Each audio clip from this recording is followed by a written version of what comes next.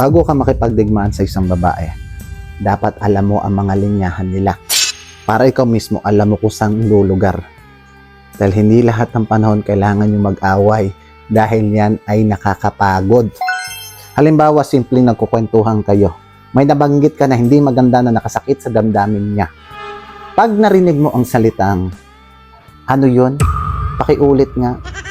Ang ibig sabihin nito, hindi ako bingi, narinig kita klarong-klaro, pero binibigyan kita ng pagkakataon na baguhin mo ang sinabi mo dahil nasasaktan ako.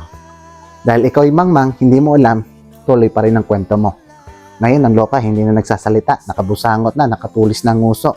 Magtatanong ka ngayon, okay ka lang ba? Pag ang reply niya sa'yo ay okay, tang-ina, hindi okay yan.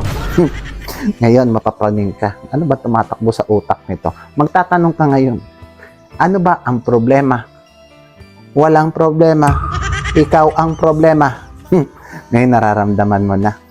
Umiinit ng dugo mo, kumukulo na yan. Ang tensyon, humihigpit na. Pag narinig mo yung salitang, sige na, bahala ka na sa buhay mo.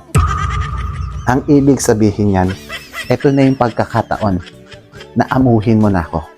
Dahil pag hindi mo pa ako inamo, lalatayan kita. Pag yan hindi mo pa talaga inamo, babanatan ka ng mga pampaprovoke, pampatrigger, gamit ang mga salitang, wow! Talaga ba? O ikaw nga dati, di ba? Ikaw nga ganito. Dahil ikaw, tinamaan ka, gaganti ka. Hanggang umabot sa batuhan, iyakan, sumbatan. Pag umabot ka sa puntong sinabi niya, sige na, tama na. Masakit na yung ulo ko. Nagkaroon ng selective headache. Sige, subukan mo yung mga ganyang pagbabanta. Ayan na yung final stage eh.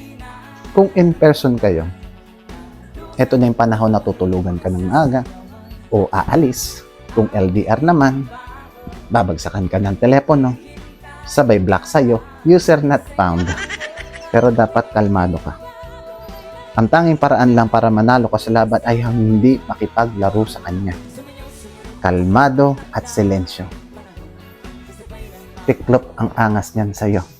Tandaan mo, ikaw ang lalaki, ikaw magdadala ng relasyon. Tularan mo ako. Alias nagnog. Ako ang tigre ng relasyon. Okay? Narinig mo? Tigre. Wow! Gago!